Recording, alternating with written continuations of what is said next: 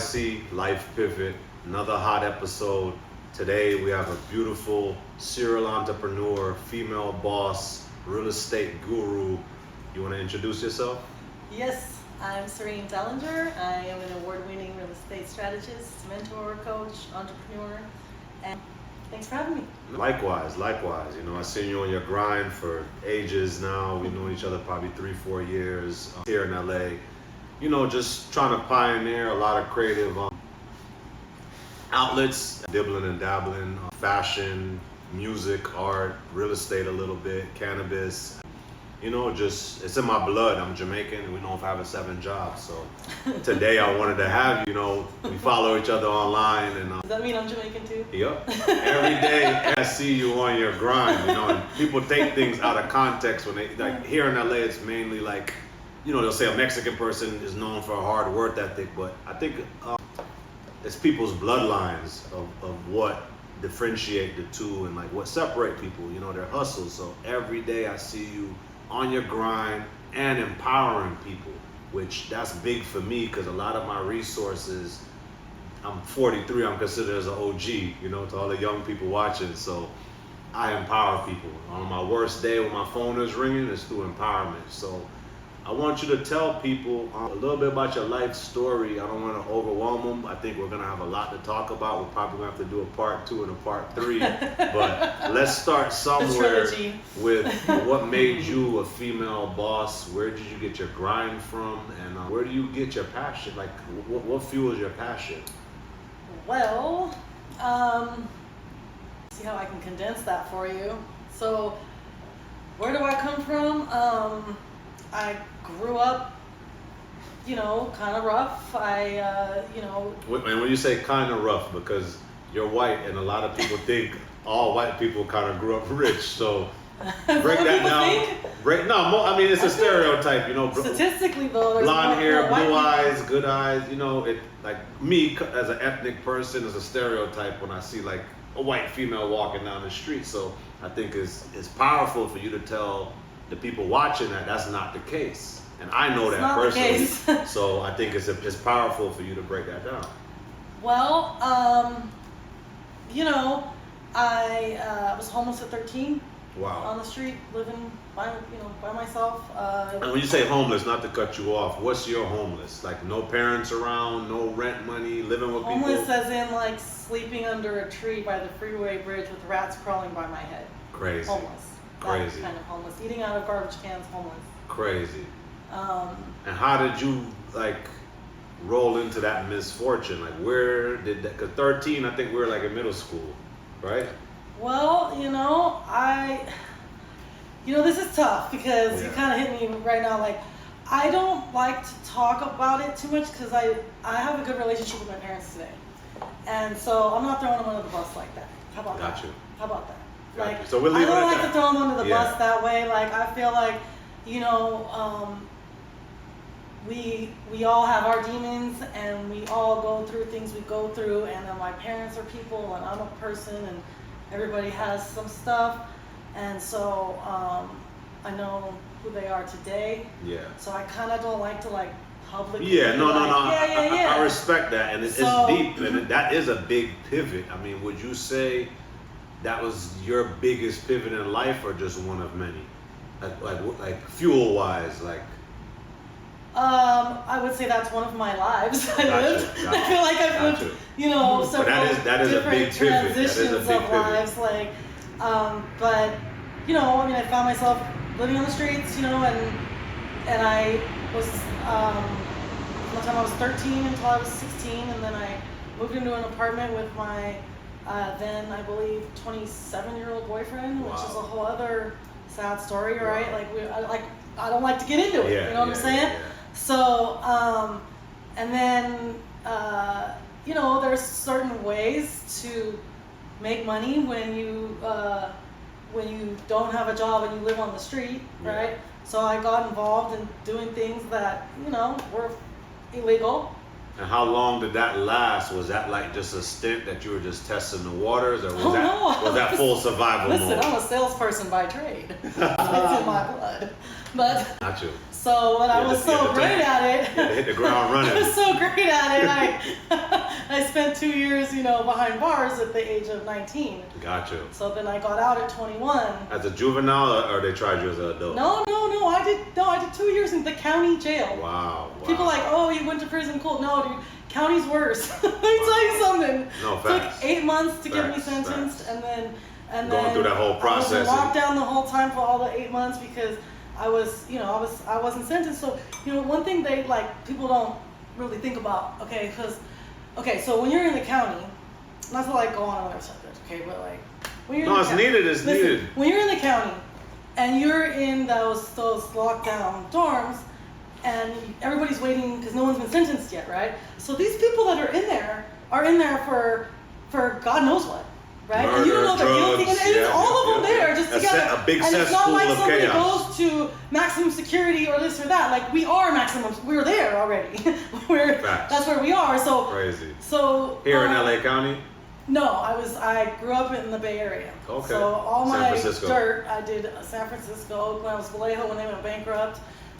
So when you say kind of rough. No, that's Vallejo bankrupt rough. No, that's levels. That's levels. And I've heard some stories. Shout out to Master P. Master P talks about the ins and outs of Vallejo, and I've had my run South City, San Mateo. You that know. So no, I hear you. So I mean, but I was that weathers you. But I don't live like it. No, I'm just kidding. But that was something that I started doing dumb stuff. But here's the bottom line of this is that I think myself, whether white, green, orange, or whatever, and many others grow up with very limited or very bad information, and we are given this information that this is who you are, this is what it's gonna look like, this is the way things are gonna be for you. And so you think that's it. You just think that's a trajectory. With the program, right? Based off we get with the program. Yeah, what we're programmed with. Right. So I think that that what happened for me and what happens for a lot of people is I didn't have good information, and so I made bad decisions because I was working with the information that I had in a situation where I was just trying to survive, right? So same. And sometimes our parents don't have the information, but people listening, I feel like that's what wealth is. Either. Wealth isn't the dollar amount; it's the information. It's the information and generations of information. So then you don't necessarily make the best decision. That doesn't make me a bad person. That doesn't mean any of those things. It means that I was doing the best with the information I had, and you obviously didn't let it define you because you wouldn't be here sitting on the couch with me. No, but so I got out. And what did life look like? So 17 to 19, jail, living on the streets, homeless, real homeless for people watching. Not this whole, I'm mad at my parents, I want to go hide at my friend's house for a few weeks or sleep in my car because I've done that. I was lucky for a minute. Real homeless, 2 years. I don't know about you guys, but if you've ever been to Golden Gate Park at night. It's next level. If you've ever been to Golden Gate Park at night, that's one thing. But to sleep there at night as a 14, 15-year-old, and to take the bus there, and that's what I was doing. And where did you get the no fear from? Because most people watching, y'all don't even know where to start with stuff like this. I mean, I grew up in Miami, New York. It was pretty harsh. So I've seen it. I can't say I've lived it 100%, but I've seen it and been on the borderline, on the cuff, growing up with a single parent mom, broken home. But I love this twist because if I saw you walking on the street, I wouldn't think all that. So that's why this is powerful. And for you people that want to be so-called bosses or female entrepreneurs, find out people's backstory first to understand the complexity of what made them. Because this is everybody powerful. Has one. Yep. And everybody has one, and so, I 19. Got out, went right back to the gang. Crazy. Right back to it. Didn't know what else to do. I mean, I had no money. I had all the restitution to pay. And are we talking not to get too deep, but I think it's needed to know. Are we talking when you say get back in the game? Are we talking hard drugs? Are we talking just peddling some weed? Are we talking, what are we talking? If you don't mind. About full throttle. Yeah. Because I heard about H Street and in the area in downtown San Fran. I met a few people along the way. Yeah, this next standing level on the block. Yeah. I wasn't doing that, but when I was much younger, before I graduated, so there was these Hispanic guys that basically recruited me and were like, they see potential. Güerita, ¿qué pasó? And I would sell Bammer weed by the railroad tracks for them because I was like 13, 14, and these guys And do you think these guys gave me a place to stay? Do you think they were so cool? Like they all slept in the same room together and gave me my own room. They never tried to touch me, never tried to bother me. They were, businessmen. And looking back, what do you think? What did they see? Because I'm keen on that. Where like sometimes I see potential in people. A part of being a serial entrepreneur, you gotta have a knack to see things in people that they can't see in themselves. So what do you think they saw in you outside of your looks? What do you think? I mean, back then I didn't look. I mean, look, I used to have a unibrow. And I looked like a thug. Yeah. I looked, I could show you my graduation picture. I graduated from Eastside Adult Center, and I got my diploma. I went through high school in that bridge. I put myself through. Crazy. I got myself into homeschool, and I used to take the bus to the homeschool. I'd do my homework in the bridge, and then I couldn't finish because I had to have PE credits, and I couldn't afford a gym membership. But it was because it's homeschool. Yeah. So you had to get a gym membership, so I couldn't afford it. So I had to wait till I turned 18, and then I went to Eastside Adult Center. Then I took one more class to get the units, and then I got my diploma. But I did all that while I was doing, and I held a job too. For a while, I worked this, I had a job at this deli, and I was doing stuff out of there too. But I was homeless from 13 to 16, and then I got an apartment at 16 with a boyfriend. Wow. And then we blew up the spot. Yeah, start going I hard. broke up with him at 18. I don't know, I woke up one day when I turned 18 and I was like, we're not together anymore. Because it was weird. We shouldn't have been together anyways. Like, I've been with him since I was 14. Like, I was like 24, You didn't know any better. 25. Yeah. Because at those ages you miss in your childhood, and I think maybe you probably caught an epiphany at 18, 19. I woke up one day and I punched him and he fell on the ground. I jumped on top. I was like, we're not together anymore. I just woke up and flipped out. I'm just saying it's deep because at 14, I didn't even understand it then, but my body knew what to do. Punch him in the face, kick him out. You were. As I learned with friendships or dating, sometimes due to trauma, we replace. Sometimes you might think it's your boyfriend, but really they might be playing a dad role or a family figure, and you don't realize it. You get the two misconstrued. That's why I feel like everybody watching, I learned like emotional intelligence, or just actually like you said about just understanding stuff, because something triggered for you to at 18 to be like, hold up, this ain't it. And now if fast forward to 2025, he would be in jail dating somebody so young. Well, the other thing that's crazy, through all that too, is that I kind of was in and out of the house a little bit, but like at one point he and I were staying with my mom. Wow. So your mom basically, because I have a friend the other day that had like 6, 7 kids, and he taught me something new. He let the boyfriend move in with his 17, 18-year-old daughter as a deal. And I was mind blown about that, but I'm like, okay, is this the new norm of what I got to expect? As 14-year-old, I didn't crazy. know. But now as a parent and as a adult, I'm looking back going, you're like, what the hell? Like, that wasn't right. Yeah. So. But shout out to your killer instinct and the boss in you for like just waking up one day to be like, okay, this isn't it, because I do that a lot. You would have just no. It's I have a 5-second rule. A part of like being a serial entrepreneur and making like powerful, life-changing decisions. Like I said, when I bought this place, I was iffy dealing with these flaky people. The team that I closed with, they said, yo, it's our fastest close in history. We're actually calling why you I wasn't your agent. 30 minutes. It was timing. I was actually depressed. Fact, wait a minute. No, let me tell you a true story. I was depressed and my phone was locked for a month. And I've been pondering on looking, and 30 days in, I was just like, you know what? I want to start the new year fresh. We're going into a new year. You're LA native. LA is very depressing during the holidays. It was December. I was at my spot down the street and I was like, what am I gonna do going into the new year? And I woke up one morning and all the realtors, I had 3 realtors that were flaky, right? Like flaky when I'm on the west side, I don't wanna drive an hour. Is your pre-approval good? I'm like, my pre-approval is good. why would I vest this close with you and you don't even have the ambition or drive to come see me? I end up going through Realtor.com and calling. And hold on. You just told these people all those nice things about me.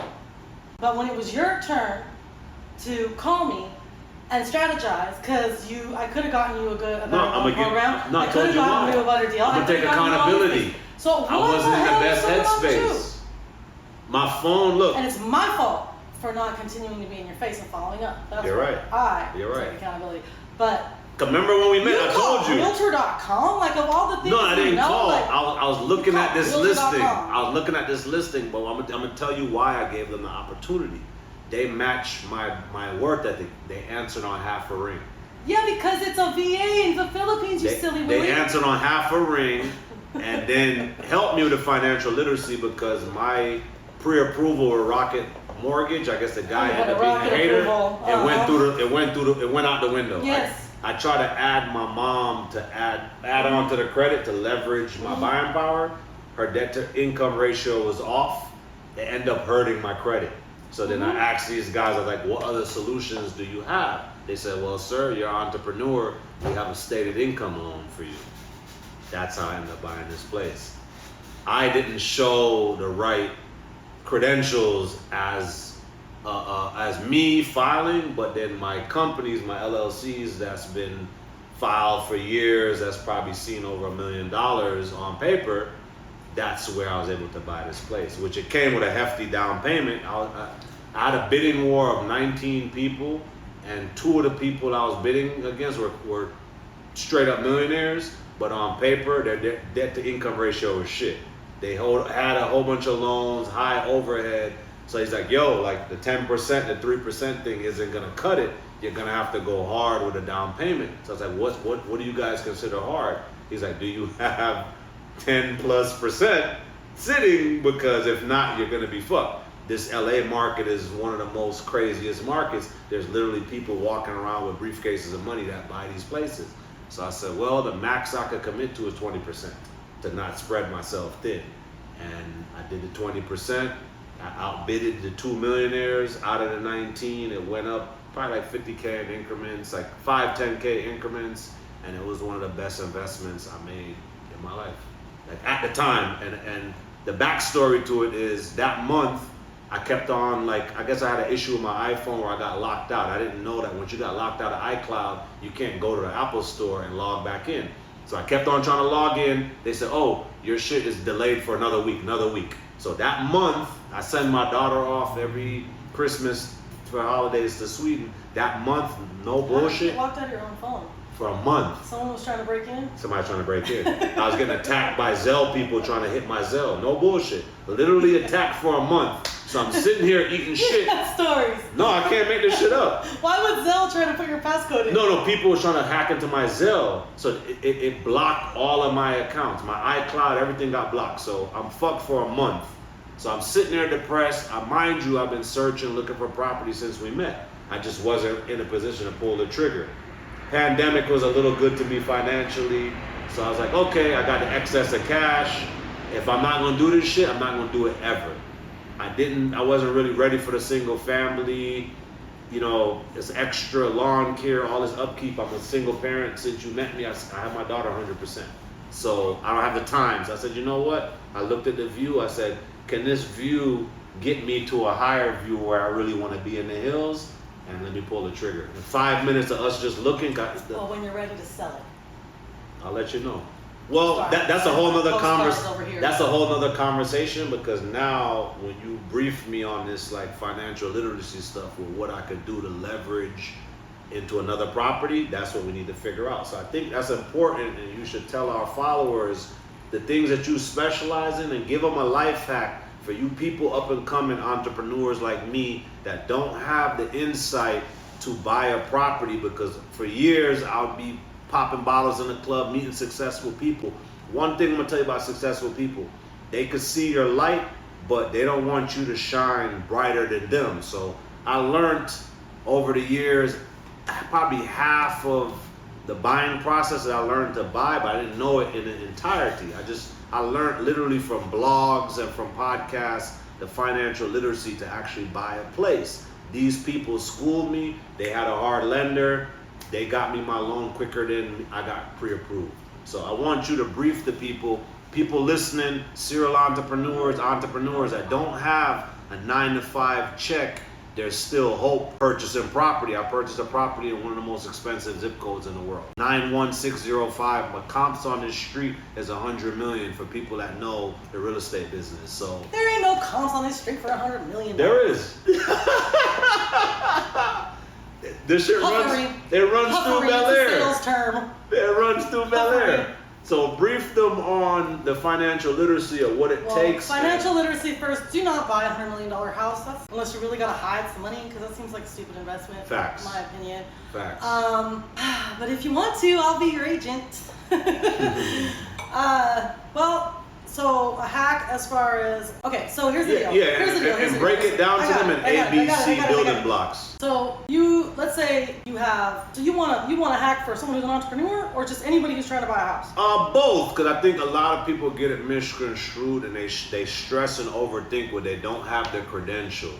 That's what my fear was. First of all, what you first need to do is pick up the phone and call me. Okay, that's the first thing you need to do. Is pick up the phone and call me and just tell me all your dirty secrets, and I'll tell you what you can do with them, if anything. And if you can't do anything now, I'll tell you what to do to get ready for it, right? First most important thing to do is to call me, okay?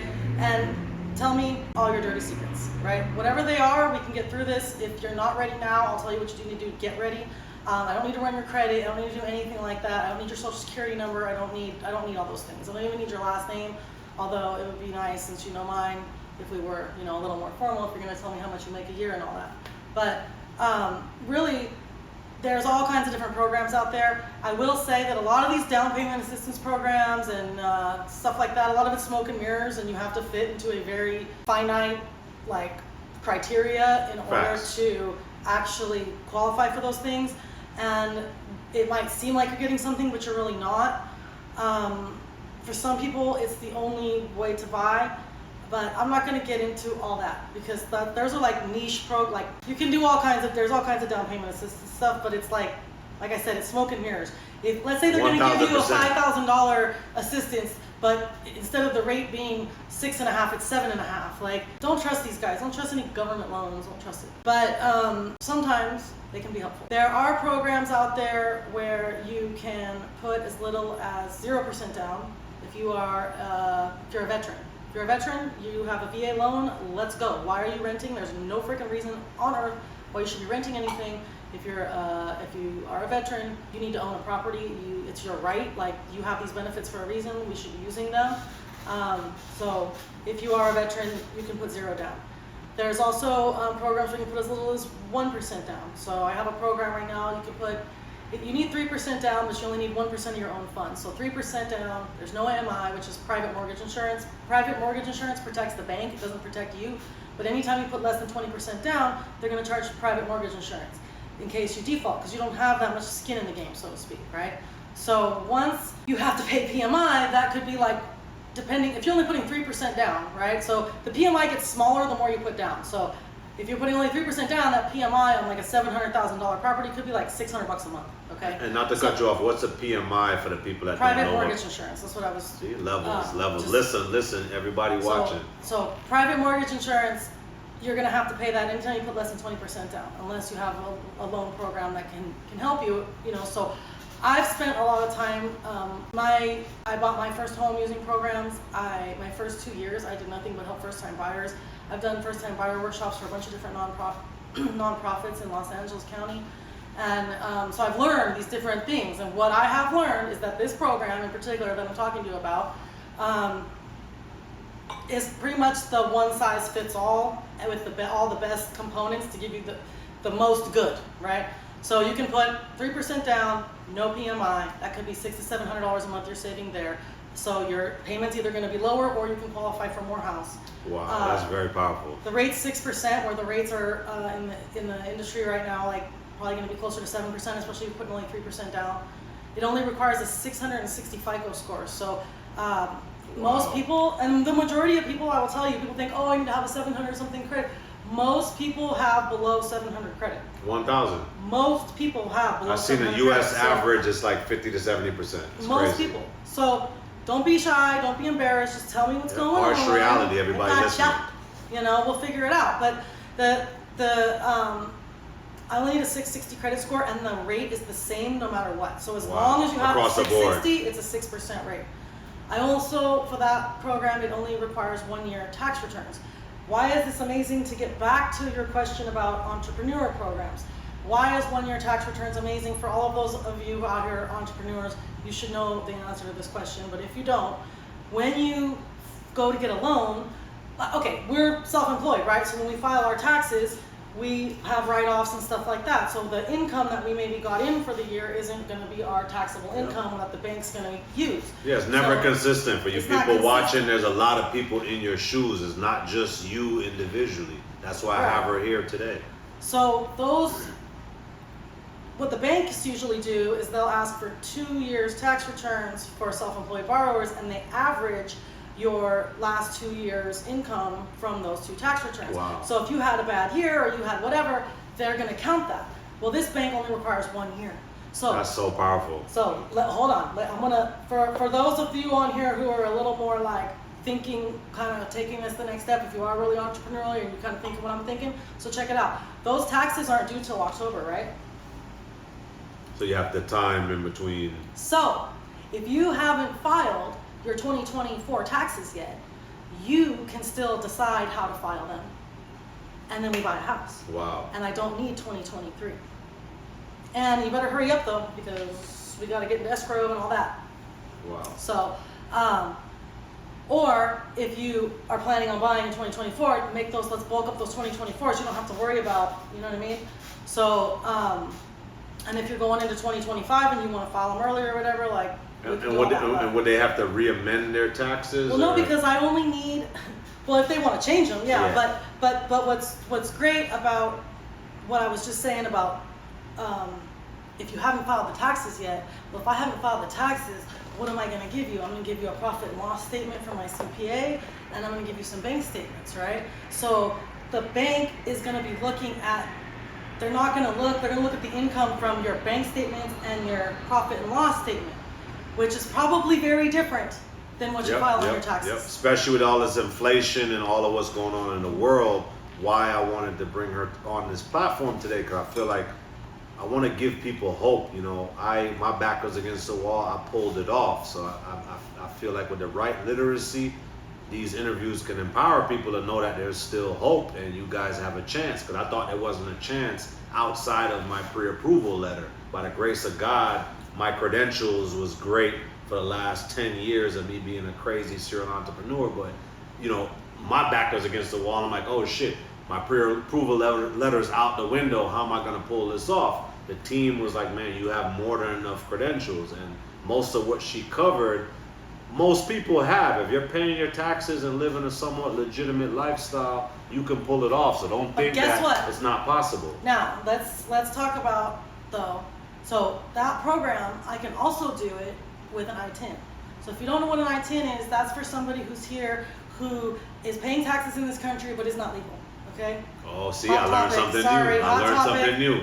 Okay. I think it's needed though, with all the ICE stuff going on. I think that's very powerful. Yes. So guys, buy a house, because you know what's going to be really instrumental in getting those papers and getting your green card is owning real estate. Wow. So and I've had clients that have happened even with an ICE I-10 I had clients I've done it for. People listening, you could still purchase a house. If you're borderline here, don't have your citizenship, you can still pull it off. That's very powerful. I would also like to dispel some of the rumors that say, oh, well, these people shouldn't be allowed to qualify for these programs.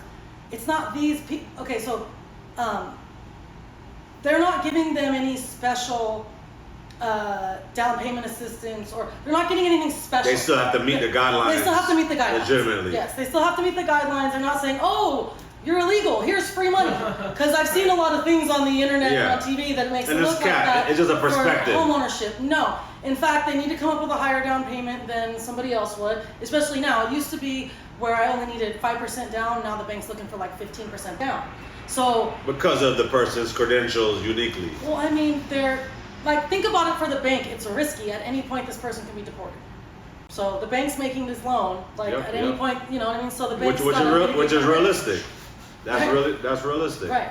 But I mean, you know, so all I'm saying is I've had some clients that have used that and they've done that and then called me a few years later and were like, guess what? I just came back from Mexico. I saw my family for the first time. I got my green card. Thank you so much. Wow. I'm ready to sell this piece of shit and buy a nicer house because the one we bought was pretty rough. No, this is so powerful. Now, how many years would you say from the streets to pivoting into this career? How many years are you in? I'll have 10 years and I'll be licensed in real estate 10 years on the 15th of this month. Wow. And do you, based off of the things you've been through, do you have any regrets with your career? Because some people are like, oh, you know, they have nice jobs, they hate it. Do you have any regrets from you pivoting from the streets, everything you went through? Do you have any regrets? I mean... Or would you say it made you to the person that you are today? That's kind of a tough question because it's like, I mean... And I say that to say because I meet career professionals that are doctors, lawyers, surgeons, and they hate their jobs. So that's why I asked you that perspective. I guess I regret not being able to spend as much time with my second daughter as I did with my first. Gotcha. She went to daycare at 8 weeks. Gotcha. And is that anything to do with how you raised her? You think just life struggles that made her? No, because I'm having struggles with her now, and I'm like, damn, is it all my fault? Mom guilt. No, I think me being a parent as well. I think it's social media. I think we're just in a different time. It's not like old school 10, 20 years ago where, you know, people follow or kids follow these same codes. There's no code anymore. There's no like morality code. There's no structure. So I feel like it's harder. It's harder parenting. Like right now, I have my daughter full time. If I didn't, her life will be left. So you can't put that much pressure on yourself. Every day she leaves, she goes to school, she deals with her friends. She's getting outside influences of what she thinks is a norm, and it's not the norm. So maybe your daughter, and to validate what you're saying, I have two close friends that one daughter was on fentanyl, 18 years old, 19 years old. He had to move the boyfriend in just to stay close to her, because when he called the cops couldn't do anything. They can't do anything. In Studio City. They can't do anything. He had to uproot her and move her to Dallas. He was an actor. The entertainment industry's down. He was like, damn, I could live like a king in Dallas. The 10K I have coming in, I could make it look like 20K. He moved to Dallas. Another friend I told you with the 6, 7 kids, he ended up moving in the 17-year-old boyfriend with the daughter because he didn't want the daughter to go left. He's seen the pattern of, okay, she doesn't have my full attention, she's gonna go left. So he made a deal. They're from North Cal. He's like an old grower, and he was like, hey, if we live in LA, I'll let you live with your boyfriend just to keep you on track. So me now, my daughter's 9, I'm like, damn, I learned something new in real time just from my peers or who's around me. I'm like, is this gonna be my reality living in LA with what the kids are exposed to? Because I never grew up that way. So don't put pressure on yourself, but take it as a harsh reality of 2025, because I was raised totally different, and I'm kind of at that point right now too. So I feel you. I think that's a big pivot as a parent. You know, having your grind, you putting all this stuff into them, but putting all this stuff in for you to act like an asshole. That's you know. The fuck? When I yell at my daughter, I'm excuse me. Like, I haven't had a day off in 800 years. Crazy. And I come home and you just don't give a fuck? Like, you just like, what? I feel that when my daughter doesn't take heed to the things that, like, I'm drilling in her head, because I grew up, my mom, you know, single parent mom, she was a Leo, straight boss, where nothing slid. So I'm like, Alina, everything I have, my mindset, my day-to-day is because of seeing my mom struggle. So if you think that you could have a lackadaisical approach to life and, you know, you want to buy shoes and all of this stuff at 9 years old, you're not really taking heed to what I'm telling you. But what I realize is, like, they have an overwhelming learning curve now, this friggin' internet.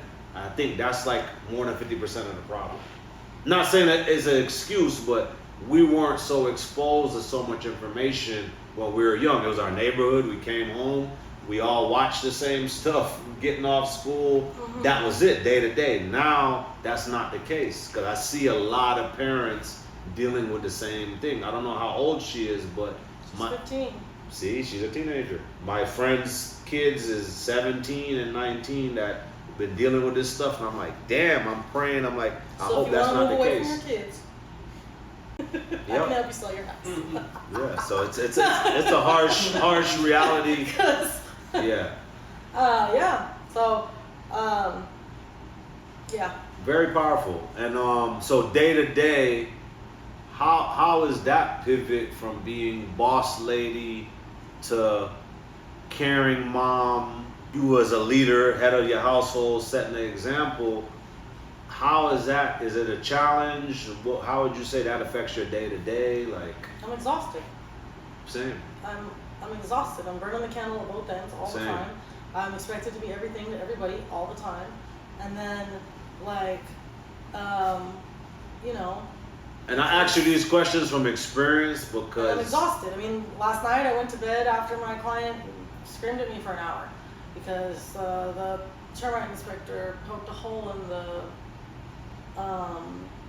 in the eave of the house, and that's what they do. They poke it with a stick to see if it's dry or rotting. And the client was pissed off, and you have to deal with the client issue. And they're gonna do that. I'm like, why don't we just make sure they're gonna buy the house and then they can deal with the hole? Yeah, make sure the business is secure. Why are we worrying about all this extra stuff? Facts. Make sure the business is secure first. Facts. Like what? And then so, I don't know. I'm just tired. So, And what do you do to deal with the tired? Because like for me, for example, you know, growing up, I was blessed to have a fast metabolism. I never really had to like work out, but when you met me years ago, I had my daughter maybe 70%. I have her 100% now. So me, my dieting, my working out, you know, I meet people here, you know, that are like into this gym buff hype. My solution to what I just asked you is I have to go hard in the gym just to stay mentally sane. So I feel you on that. So what do you say, what's your solution to the people watching that are inspired, that want to be a boss lady? Guys, I don't have a good answer on this one. Yeah. The other day I laid on my couch and stared at the ceiling for 3 hours in silence and just contemplated my existence. I mean, I don't know what to tell you. Sometimes but you know that's a form of solitude. I just check the fuck out, you know? Yeah. Sometimes I just put the phone down and just stared at the ceiling and didn't, like, let my dog running around and, you know what I mean? Like, honestly, I have to find time to literally for yourself, check out. I have to create, like, these weird rules with my phone. I have to create, like, because literally the phone gives me anxiety. Oh, you're right. Like, it'll... That's what a lot of our episodes is about, because you're not the only one where, like, it's our norm. So even with my daughter, I just had to get her set up with a therapist 2 weeks ago just to deal with the day-to-day, because it's affecting her academics, and I try to give her comfort with, like, socializing with her friends, but I'm telling her, like, that's not the reality. You guys are leaning on this as a crutch, but my reality, I went to the park every day. I was excited to go outside. They don't want to go outside anymore. But see, okay, so I kind of feel like, a lot of kids now are in therapy, and then therapists are good. But I know that, like, I feel just as good after having a good bitch sesh with my bestie as I do after talking to a therapist. Facts. So and just venting and just expressing yourself. For the kids to hang out with other kids and go do kids stuff. Sociability, but facts. I think it's our responsibility to kind of give them the environment to do that in, right? So, like, okay, this is what we're doing. We're going to the park. Facts. But that requires us to go to the park too. Yep. And not being on the phone and facts. Outside, so fresh air, active. Mm-hmm. Yeah, no, I've been big on that. I got this little the app thing with the iPhone. Anybody that has an iPhone, you know, it tracks your steps. So coming to find out, you know, with my doctor, he's like, you know, you're overweight. I'm like, I feel like I'm in the best shape of my life. I go to the gym 3-4 days. He said, no, you need to get on an air diet. You're eating too much. What you're eating is great, but you're consuming too much. So since he told me that a year, an air diet. No, that's what he said. He's like, bro, like you're Jamaican, I get it, you feel like you're eating the most healthiest foods, but the portions are too big. So that puts you over the top. I'm borderline a diabetic, and I'm in some of the best shape of my life. So air diet, day to day, watching what you eat, you know, and focus on these 10,000 steps. Because basically, like, the more money you have, if you plan on like enjoying your funds, if you're not doing 10,000 steps, you're not living. That's what I come to learn, you know. And every time I go to the doctor for the last year since him telling me that, he's like, oh, you're overweight, so now when I go to the gym and I see somebody that's really overweight, I'm like, damn, you know what? You have no excuse. So I think focusing on our health more as the world is in a weird place, because I've never really been this health freak. I played basketball in high school, partial college, thought I was in the best shape of my life, but now learning the new harsh reality that all of this food can technically kill us. When we think we're eating healthy, we're not. All this Whole Foods and Trader Joe's, guess what, guys? That'll have to be a whole other episode. If you're consuming double the portion and your portions aren't good, it's a health hazard.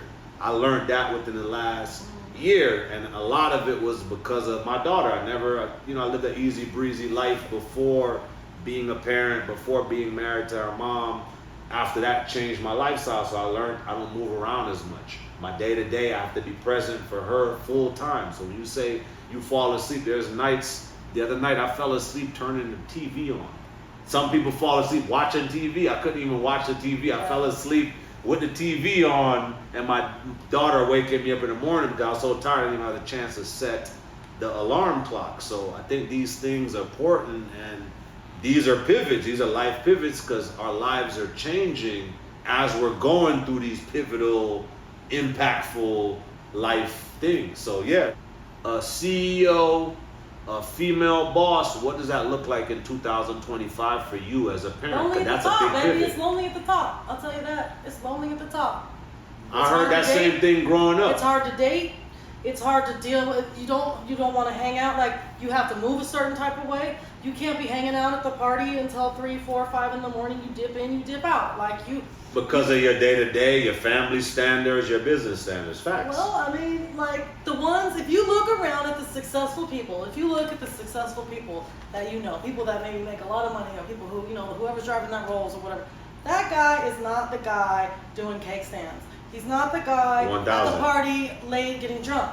He shows up, he brings a bottle, kisses the wife on the cheek, says hi everybody, kisses the babies and the pinkies, and leaves, right? Because of standards, and goes home to mindset. their wife and their program. So if I could say, what is it that's going to keep you, like, to any level of success at all, is you must have a program. 1,000. 1,000. It doesn't have to be super formal, but you need to have a program. And if you don't got a program, you're tripping. And I think that's what's wrong with a lot of these men right now today. Not to go on to like a different type of podcast. But see, that's a pivot. But they don't have a program at all, because everything, and to their defense, like, everything's just thrown. And there's this whole expectation. Social media, I go online, I like a picture, I meet somebody, facts. And there's this whole expectation of like what, you know, but like what a good guy does or whatever, right? Like what a successful man looks like. So there's all this pressure, there's all this, there's all that. So, I mean, but I don't know. I'm not a man. I figured it out. And, you know, women have specific challenges. You know what I mean? There's some people that will say, oh, well, it's probably easy. If you're cute, you can get by and do anything. No, you fucking can't. It's more pressure. In fact, some people are less likely to talk to you. Yep. You're less likely to get a date. Yes. You're less likely to have somebody ask you to the party. You're less likely. 1,000. Less likely, not more likely. Yep. Right? You gotta be charming and funny and make people feel comfortable around you. You have to go through all these extra steps to make other people feel comfortable, so that they don't feel intimidated, so that they don't feel like maybe, like, because I'm not somebody I want to help people. I'm a nice person. Like, I'm, you know. But see, all of that, what you're talking about, mentees. But that's a high level of emotional intelligence that you've gained going through these things. And that's what separates us from everybody watching. Because most people watching just want to scroll and like and view. They don't actually want to, like, execute. Execute is where the conversion lies. This is why I started this platform, because people see, okay, this guy doesn't have tattoos, he's good looking, they think it was an easy life. And my life pivot journey, which if I'm public records, anybody that wants to be like weird and go look me up, I'm blessed beyond words. I've dealt with the law, financial crisis. I've made it, lost it 2-3 times. So that story is not for everybody, but I hope that it can empower people watching, not just male, but female. And that's why your story is unique. Well, these and women powerful. out here are the ones killing it right now. Let me tell you something. Statistically speaking, okay, of all the first-time home buyers for 2024, the majority of first-time home buyers were women. Of that majority of women, the majority of the first-time home buyer women were black women. Wow. See, I didn't know that. I didn't know that. Black ladies, call me. I got a loan program. And I personally think that's a struggle. They are highly educated. They're out here getting it. I'll tell you, I mentor. I have mentors, right? The women are hungry. The women have children to take care of. The women they got left with the kids. They got stuff. They need money. Yeah, they have right? no option or no choice. And they're not everybody want to try to do an OnlyFans. Not everybody want to like and by the way, I really don't think it's that lucrative unless you're literally doing it all the fucking time and having to answer dick pics all day. Facts. Who wants to do that? Facts. I don't, right? Facts. So like, not everybody's live that hardcore weird like life with that weird those energy. OnlyFans girls, more power to you Yep. because I know what y'all going through. That's terrible. Like Yep. you get unsolicited ones in your Instagram without even freaking. I can't imagine what you guys go through. So anyways, at least you're getting paid for it. But like, don't leave all that. Yeah. No, but seriously, like, it's just.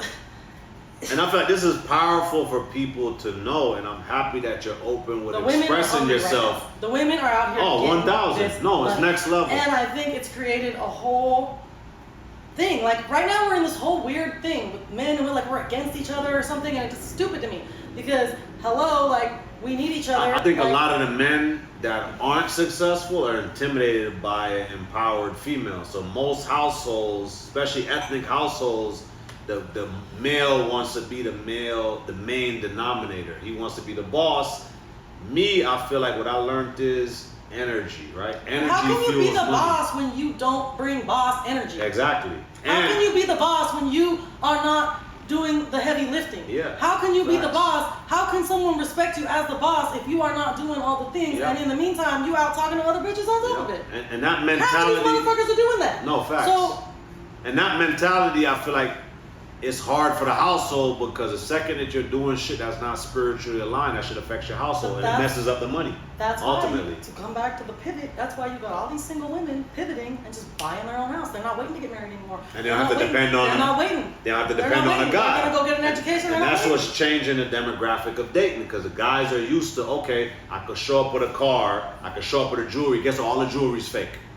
I seen Scotch stores 20 years ago with real diamonds that make everybody's shit look fake. Everybody in 2025, diamonds compared to what these two eyes have seen. Well, it's LA. Everything out here is a facade, so right?